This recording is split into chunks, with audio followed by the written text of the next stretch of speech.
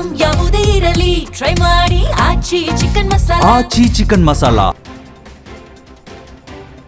2029ರ ಲೋಕಸಭಾ ಚುನಾವಣೆಗೂ ಮುನ್ನ ಭಾರತದ ರಾಜಕೀಯ ನಕ್ಷೆ ಸಂಪೂರ್ಣವಾಗಿ ಬದಲಾಗಲಿದೆ. 2029ರ ಲೋಕಸಭಾ ಚುನಾವಣೆಗೆ 3 ವರ್ಷ ಬಾಕಿ ಇದೆ. ಈ ಹೊತ್ತಲ್ಲಿ ಪ್ರಧಾನಿ ಮೋದಿ ಸರ್ಕಾರ ಬೃಹತ್ ಮತ್ತು ಐತಿಹಾಸಿಕ ನಿರ್ಧಾರಕ್ಕೆ ಕೈ ಹಾಕಿದೆ. ಪ್ರಸ್ತುತ 543 ಇರುವ ಲೋಕಸಭಾ ಸ್ಥಾನಗಳು ಬರೋಬ್ಬರಿ 816ಕ್ಕೆ ಏರಿಸಲು ಕೇಂದ್ರ ಮುಂದಾಗಿದೆ.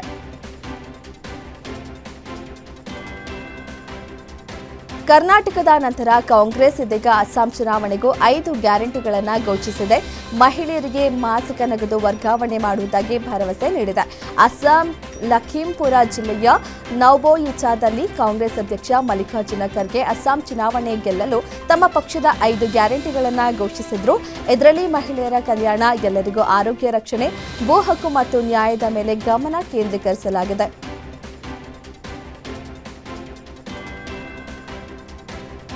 ಪಶ್ಚಿಮ ಬಂಗಾಳ ವಿಧಾನಸಭಾ ಚುನಾವಣೆಗೆ ಕಾಂಗ್ರೆಸ್ ತನ್ನ 284 ಅಭ್ಯರ್ಥಿಗಳ ಮೊದಲ ಪಟ್ಟಿಯನ್ನು ಬಿಡುಗಡೆ ಮಾಡಿದೆ. ಬಹರಂಪುರದಿಂದ ಪಕ್ಷದ ರಾಜ್ಯ ಘಟಕದ ಮಾಜಿ ಅಧ್ಯಕ್ಷ ಅಧೀರ್ ರಂಜನ್ ಚೌಧರಿ ಮತ್ತು ಮಾಲತಿಪುರದಿಂದ ಟಿಎಂಸಿ ಮಾಜಿ ಸಂಸದ ಮೌಸಮ್ ನೂರ್ ಅವರನ್ನ ಕಣಕ್ಕಿಳಿಸಿದೆ. ರಾಜ್ಯದ 294 ವಿಧಾನಸಭಾ ಸ್ಥಾನಗಳಿಗೆ ನಡೆಯಲಿರುವ ಚುನಾವಣೆಗೆ ಏಕಾಂಗಿಯಾಗಿ ಸ್ಪರ್ಧಿಸುತ್ತಿರುವ ಕಾಂಗ್ರೆಸ್ ಒಂದೇ ಬಾರಿಗೆ 284 ಅಭ್ಯರ್ಥಿಗಳ ಹೆಸರನ್ನು ಪ್ರಕಟಿಸಿದೆ. ಕೇಂದ್ರ ಗೃಹ ಸಚಿವ ಅಮಿತ್ ಶಾ ಆಡಳಿತಾರೂಢ ಟಿಎಂಸಿ ಸರ್ಕಾರದ ವಿರುದ್ಧ ಚಾರ್ಜ್ ಶೀಟ್ ಬಿಡುಗಡೆ ಮಾಡುವ ಮೂಲಕ ತೀವ್ರ ವಾಗ್ದಾಳಿ ನಡೆಸಿದರು.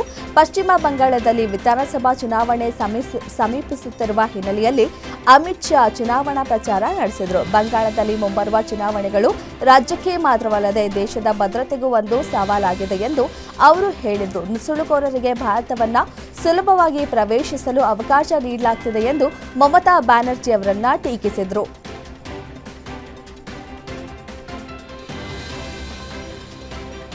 ಕೇರಳದಲ್ಲಿ ಬಿಜೆಪಿ ಅಧಿಕಾರಕ್ಕೆ ಬಂದರೆ ಎಲ್ಡಿಎಫ್ ಯುಡಿಎಫ್ ಹಗರಣಗಳನ್ನು ಬಯಲು ಮಾಡುತ್ತೆ ಎಂದು ಪ್ರಧಾನಿ ನರೇಂದ್ರ ಮೋದಿ ಹೇಳಿದ್ದಾರೆ. ಕೇರಳ ವಿಧಾನಸಭಾ ಚುನಾವಣೆಯ ಪ್ರಚಾರಕ್ಕಾಗಿ ಪ್ರಧಾನಿ ನರೇಂದ್ರ ಮೋದಿ ಪಾಲಕ್ಕಾಡ್ಗೆ ಆಗಮಿಸಿದ್ರು. ಎನ್ಡಿಎಯ ಹೆಚ್ಚುತ್ತಿರುವ ಜನಪ್ರಿಯತೆ ಮತ್ತು ಬಿಜೆಪಿಯ ಮೇಲಿನ ಜನರ ನಂಬಿಕೆ ಇಂದು ಸ್ಪಷ್ಟವಾಗಿ ಗೋಚರಿಸುತ್ತದೆ ಎಂದು ಪ್ರಧಾನಿ ಹೇಳಿದರು. ತಮಿಳುನಾಡು ವಿಧಾನಸಭಾ ಚುನಾವಣೆ ದಿನದಿಂದ ದಿನಕ್ಕೆ ರಂಗೇರುತ್ತಿದೆ. ಈಗಾಗಲೇ ಟಿವಿಕೆ ಪಕ್ಷದಿಂದ ಟಿಕೆಟ್ ವಿತರಣೆ ಆರಂಭಿಸಿದ್ದು, ರಾಜ್ಯದ ಎಲ್ಲಾ ಕ್ಷೇತ್ರಗಳಿಂದಲೂ ಚುನಾವಣೆಗೆ ಸ್ಪರ್ಧಿಸುವುದಾಗಿ ಘೋಷಣೆ ಮಾಡಿದ್ದಾರೆ. ಭರ್ಜರಿ ರ್ಯಾಲಿಗಳನ್ನು ಮಾಡುತ್ತಾ ಚುನಾವಣಾ ಪ್ರಚಾರವನ್ನ ಜೋರಾಗಿ ಮಾಡುತ್ತಿದ್ದಾರೆ. ಇದೀಗ ತಮ್ಮ ಬಳಿ ಹಲವು ವರ್ಷ ಡ್ರೈವರ್ ಆಗಿ ಕೆಲಸ ಮಾಡಿದ್ದ ವ್ಯಕ್ತಿಯ ಮಗನಿಗೆ ಚುನಾವಣಾ ಟಿಕೆಟ್ ಅನ್ನ ದಳಪತಿ ವಿಜಯ್ ನೀಡಿದ್ದಾರೆ.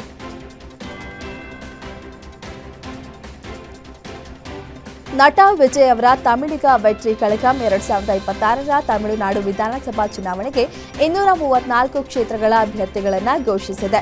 ವಿಜಯ್ ಪೆರಂಬೂರು ಮತ್ತು ತಿರುಚಿರಾಪಲ್ಲಿ ಪೂರ್ವದಿಂದ ಸ್ಪರ್ಧಿಸಲಿದ್ದಾರೆ. ಡಿಎಂಕೆ ಜೊತೆ ನೇರ ಹಣಾಹಣಿಗೆ ಸಿದ್ಧವಾಗಿರುವ ಪಕ್ಷ ನಿರುದ್ಯೋಗ ಭತ್ಯ, ಮೇಲಾಧಾರ ರಹಿತ ಸಾಲ, ಮಹಿಳಾ ಸುರಕ್ಷತೆ ಮತ್ತು ಭ್ರಷ್ಟಾಚಾರ ಮುಕ್ತ ತಮಿಳುನಾಡು ಸೇರಿದಂತೆ ಹಲವು ಭರವಸೆಗಳನ್ನು ನೀಡಿದೆ.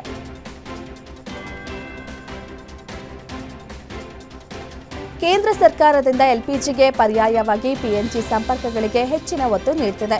ಕೇಂದ್ರ ಆಹಾರ ಮತ್ತು ನಾಗರಿಕ ಸರಬರಾಜು ಸಚಿವ ಪ್ರಹ್ಲಾದ್ ಜೋಶಿ ಅವರ ಸಲಹೆಯಂತೆ ಬರೋಬ್ಬರಿ 50 ಲಕ್ಷ ಹೊಸ ಪಿಎನ್ಜಿ ಸಂಪರ್ಕ ಕಲ್ಪಿಸಲು ಕೇಂದ್ರ ನಿರ್ಣಯ ಕೈಗೊಂಡಿದೆ. ನವದೆಹಲಿಯ ವಿಜ್ಞಾನ ಭವನದಲ್ಲಿ ನಡೆದ ಪೈಪ್ಡ್ ನೈಸರ್ಗಿಕ ಅನಿಲ ಸೇವೆಗಳ ವಿಸ್ತರಣೆ ಮತ್ತು ಅಗತ್ಯ ಸೇವೆ ನಿರ್ವಹಣೆ ಕುರಿತ ದುಂಡು ಮೇಜಿನ ಸಭೆಯಲ್ಲಿ ಕೇಂದ್ರ ಸರ್ಕಾರ ಈ ಮಹತ್ವಾಕಾಂಕ್ಷಿ ಗುರಿ ಸಾಧನೆಗೆ ನಿರ್ಣಯಿಸಿತು.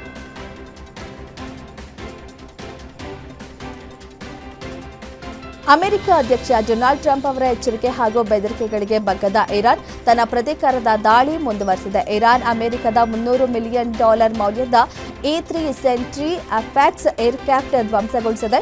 ಸೌದಿ ಅರೇಬಿಯಾದ ಪ್ರಿನ್ಸ್ ಸುಲ್ತಾನ್ ಏರ್ಬೇಸ್ ಮೇಲೆ 6 ಬ್ಯಾಲಿಸ್ಟಿಕ್ ಕ್ಷಿಪಣಿಗಳು ಮತ್ತು 29 ಡ್ರೋನ್ ಹಾರಿಸಿ ದಾಳಿ ನಡೆಸಿ ಕಣ್ಗಾವಲು ವಿಮಾನವನ್ನು ಹೊಡೆದು ಹಾಕಿದೆ.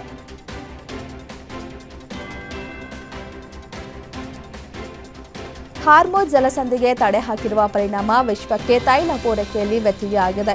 ತೈಲ ಬೆಲೆ ಗಗನಕ್ಕೇರಿದೆ. ಭಾರತವು ಎಲ್ಪಿಜಿ ಬಿಕ್ಕಟ್ಟಿನಿಂದ ತತ್ತರಿಸಿದೆ. ಇದೇ ವೇಳೆ ಇದಕ್ಕಿಂತಲೂ ಭೀಕರ ಸನ್ನಿವೇಶವು ಭಾರತಕ್ಕೆ ಹಾಗೂ ಜಗತ್ತಿಗೆ ಕಾದಿದೆ ಎನ್ನಲಾಗಿದೆ. ಪರ್ಷಿಯನ್ ಗಲ್ಫ್ ಮತ್ತು ಅರೇಬಿಯನ್ ಸಮುದ್ರಕ್ಕೆ ಕೊಂಡಿಯಾಗಿರುವ ಬೋಬ್ ಎಲ್ ಮಂಡೇಬ್ ಸ್ಟ್ರೇಟ್ ಎಂಬ ಜಲಮಾರ್ಗವನ್ನು ಕ್ಲೋಸ್ ಮಾಡಲಾಗುತ್ತೆ ಎನ್ನಲಾಗಿದೆ. ಈ ಮಾರ್ಗದಿಂದ ಜಗತ್ತಿಗೆ 20% ತೈಲವು ಹಡಗುಗಳಿಂದ ಸಾಗಿ ಹೋಗುತ್ತದೆ.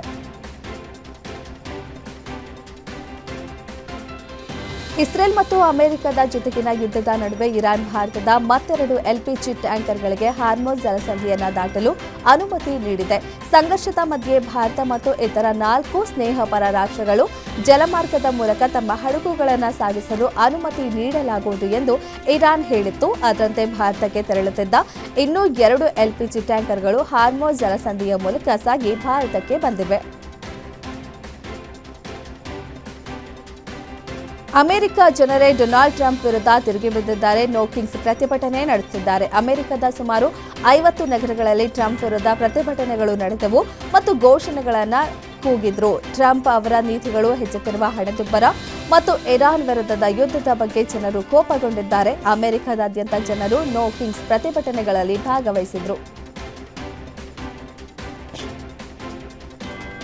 ಅಮೆರಿಕದ ಸೇವೆಯು ಇರಾನ್ ಮೇಲೆ ಭೂದಾಳಿ ಮಾಡಲು ಬಂದರೆ ಪರ್ಷಿಯನ್ ಕೊಲ್ಲಿಯಲ್ಲಿರುವ ಶಾರ್ಕ್ಗಳಿಗೆ ಅವರ ಸೈನಿಕರು ಒಳ್ಳೆಯ ಆಹಾರವಾಗ್ತಾರೆ ಎಂದು ಇರಾನ್ ಸೇನೆ ಹೇಳಿದೆ. ಖರ್ಗ್ ದ್ವೀಪ ಹಾಗೂ ಇತರ ಮುಖ್ಯ ಇರಾನ್ ಪ್ರದೇಶಗಳನ್ನು ಆಕ್ರಮಿಸಲು ಅಮೆರಿಕವು ಗ್ರೌಂಡ್ ಆಪರೇಷನ್ಗೆ ಹೊರಟಿದೆ ಎನ್ನುವ ಸುದ್ದಿಗೆ ಇರಾನ್ ಸೇನಾಧಿಕಾರಿ ಖಾರವಾಗಿ ಪ್ರತಿಕ್ರಿಯಿಸಿದ್ದಾರೆ.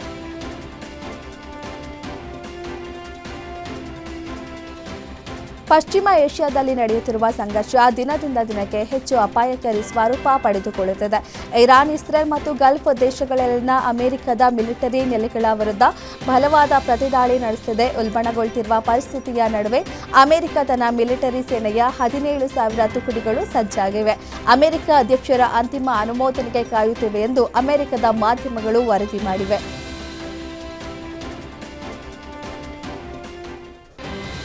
ಸಂಕಷ್ಟದ ಸಮಯದಲ್ಲಿ ಭಾರತ ಇಂಧನ ಪೂರೈಕೆ ಮಾಡಿದ್ದಕ್ಕೆ ಶ್ರೀಲಂಕಾ ಅಧ್ಯಕ್ಷ ದಿಸಾನಾಯಕ್ ಭಾರತಕ್ಕೆ ಧನ್ಯವಾದ ಸಲ್ಲಿಸಿದ್ದಾರೆ. ಎಕ್ಸ್ನಲ್ಲಿ ಪೋಸ್ಟ್ ಮಾಡಿದ ಅವರು ಮಧ್ಯಪ್ರಾಚ್ಯ ಸಂಘರ್ಷದಿಂದಾಗಿ ಶ್ರೀಲಂಕಾ ಎದುರಿಸುತ್ತಿರುವ ಇಂಧನ ಪೂರೈಕೆಯಲ್ಲಿನ ಅಡಚಣೆಗಳ ಕುರಿತು ಕೆಲವು ದಿನಗಳ ಹಿಂದೆ ಪ್ರಧಾನಿ ನರೇಂದ್ರ ಮೋದಿ ಜೊತೆ ಮಾತನಾಡಿದ್ದೆ. ಭಾರತ ಕೂಡಲೇ ಸ್ಪಂದಿಸಿ ಸಹಕಾರ ನೀಡಿದ್ದಕ್ಕೆ ಕೃತಜ್ಞತೆಗಳು ಎಂದು ತಿಳಿಸಿದ್ದಾರೆ. ಹಾರ್ಮೋಜ್ ಜಲಸಂಧಿಯಲ್ಲಿ ಕ್ಲಿಯರೆನ್ಸ್ ಪಡೆದ ಬಳಿಕ ಭಾರತೀಯ ಎಲ್ಪಿಜಿ ಟ್ಯಾಂಕರ್ ಹೊತ್ತ ಜಗವಸಂತ್ ಹಡಗು ಮತ್ತು ಫೈನ್ ಗ್ಯಾಸ್ ಸುರಕ್ಷಿತವಾಗಿ ಭಾರತ ತಲುಪಿವೆ. ಇನ್ನು 2 ಹಡಗುಗಳು ಮಾರ್ಗ ಮಧ್ಯದಲ್ಲಿದ್ದು ಸುಮಾರು 20 ಹಡಗುಗಳು ಅನುಮತಿಗಾಗಿ ಕಾಯುತ್ತಾ ಹಾರ್ಮೋಜ್ ಜಲಸಂಧಿಯಲ್ಲೇ ಸಿಲುಕಿಕೊಂಡಿವೆ.